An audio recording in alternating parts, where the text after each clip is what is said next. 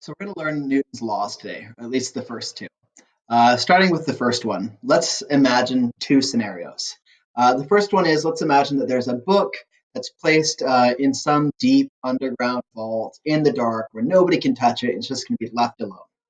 Uh, and then let's also imagine a different scenario where we have a hammer and somebody goes deep in deep space. No planets around, no asteroids, just like deep space. There's nothing.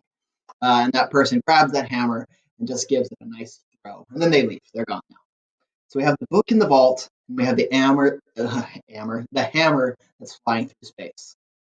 Now imagine a year later, what's that book doing there? It's just sitting there. 10 years later, what's the book doing there? Well, we would expect it's still sitting there. 100 years later, the book's still there. Maybe it's starting to fall apart a little bit, but the book itself hasn't moved. Just pieces maybe have fallen off. Doesn't matter how long we leave that book there, up until it like decays away, the book isn't going to do anything on its own. It stays there. The hammer, a year later, it's still end over end flying through space. 10 years later, end over end, it's further, it's somewhere else than where we left it, but it's still doing the exact same thing, flying through space.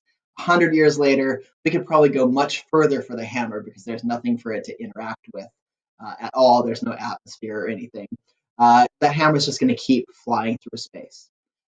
These two scenarios, the book that's just left alone, this hammer that's been thrown in space, they both illustrate part of what Newton was thinking when he came up with his first law. So Newton's first law states that an object in motion will stay in motion, and an object at rest will stay at rest unless acted on by an outside force. And there it is. This is a law that many of us know, many of us has heard before, and it's really easy to memorize and to repeat. The challenge in physics is to actually understand it and to believe it when it's stated. But to make sure that you guys do understand it, I want to clarify a couple pieces. The first thing that we'll talk about is let's talk about this word right here, object. When we say object, we're either talking about a single thing or a part of a thing that we care about, or maybe we're talking about an entire system of objects that we're looking at all at the same time. So if we did something like a space station, well, a space station is one object, but it's also many objects. So if we were trying to look at just a space station, we would define that as like our system's just the space station right now. So when we say object, it's not necessarily one thing, but it's something that we can reasonably group together. Next thing we should talk about is an object in motion. When we say motion, we're saying constant velocity. That means an object that is moving at the same speed in a straight line will continue moving at the same speed in a straight line forever, just like our hammer did. Going on, object at rest stays at rest. That's that book. It stays at rest forever, unless acted on by an outside force. And this is where it gets tricky because every experience that you've ever had with any object in motion or often even at rest has had outside forces acting on it. Gravity is so ubiquitous, it's everywhere, and so is friction that when you're observing objects here on Earth, it seems as if objects can move on their own. Like you put something near the edge of a table, and occasionally wind currents or something will just tip it just enough, and then gravity will cause it to crash to the ground. But really, it moved because of those outside forces, not because objects can move on their own. All right, that one probably has never thrown you for a loop. But the one that is a little bit harder to imagine is an object that's thrown. I was talking with my son a few years ago. I think he was 8 at the time. I said, okay, you throw a hammer in space. How long does it keep going? And he said, forever. And I said, forever? It never stops? And then he thought about it for a second. He said, well, eventually it's going to run out of energy. And that's a totally reasonable thing at that age or even at your age to believe, because if I took a ball and I threw it here on Earth, or I took a box and I slid it along the ground, or I did any of those things, it would stop eventually. But it's not stopping because that's a behavior of physics. It's stopping because there are these outside forces, friction, gravity, things like that, that tend to slow objects and then eventually bring them to rest. But if we got rid of those, If we threw something through space, if we're observing planets and asteroids and stuff like that, we can see that until outside forces act on them, they keep doing these things. So when we say outside force, we're talking about something outside our system, and we have to be really careful that we're not trying to misapply this law when there are actually outside forces acting on it. But the only other thing I want to see on those outside forces is you can't move yourself. When you're walking, you're not walking because of the forces you're applying to yourself. You walk because of the forces you apply to the ground. It's friction when you push on the ground and moves you forward. If there was not that outside force, if you were in a frictionless room, you could move around a lot, but you couldn't go anywhere. So it has to be an outside force, similar to the fact that you couldn't pick yourself up by your collar and fly through the air, because the forces have to come from somewhere else. Now, somebody else could do that to you, but they would be an outside force beyond you. Okay, so that's Newton's first law. This is also called the law of inertia because it talks about this idea that objects won't change their motion unless there's something acting on them. And inertia is a property of matter that we often measure in kilograms that say how much objects resist these changes in motion. So that actually brings us down to our second law. So let's move on down there. But just remember, kilograms are our measurement of inertia or mass. And let's talk about two more scenarios. We have some skateboards, and Mr. Terrell is going to push Dwayne the Rock Johnson. And then I also push my son, who's 3, Ethan, on the same skateboard. You can imagine that if I pushed the Rock, he would move, probably. Not very much. The Rock is much, much bigger than I am, but I could probably get him to move a little bit. But if we compare that to pushing Ethan, well, my 3-year-old's going to go flying. My 3-year-old wouldn't even necessarily still be on the skateboard, but he definitely would have been accelerated by a lot more. So from there, we can think about what is the relationship between acceleration and mass. And what we probably understand, what you guys can intuit on your own, is that as mass increases, acceleration will go down.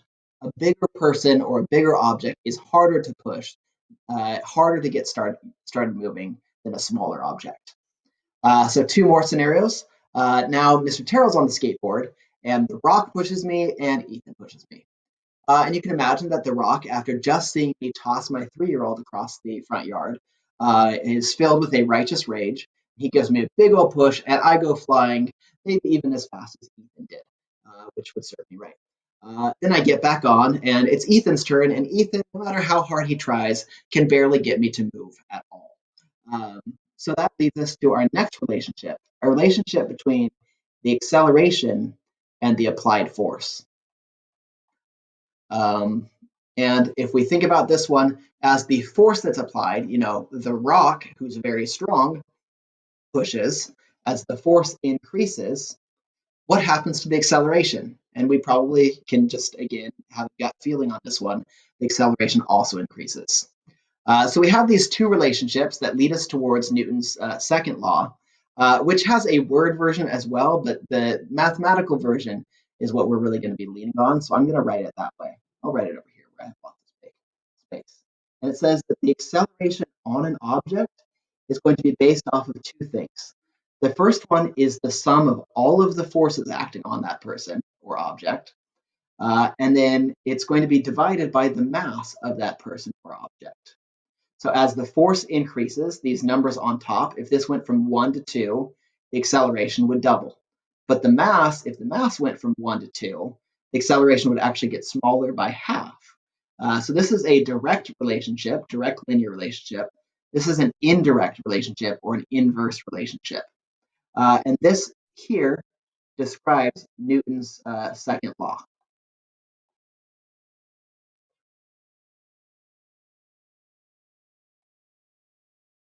which is also the law of acceleration.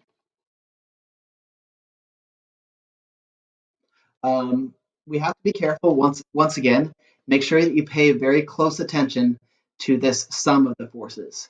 It's not just the one force acting on it, it's all of the forces acting on it. So a big mistake that's often made is assuming that because a force exists, an object must be moving. I'm sitting on a chair right now. There is a force pulling down on me. And it's a pretty decent force, too. It's, 700 newtons or something like that. But it's balanced by an upwards force from the normal force of my chair, that contact pushing me back up. So 700 down, 700 back up, I'm in equilibrium. The sum of forces on me is zero. So my acceleration is, not surprisingly, zero. Two quick things that I just want to put in here. I want to make sure that you guys notice that the direction of the acceleration um, direction is always the same as the net force. Oops.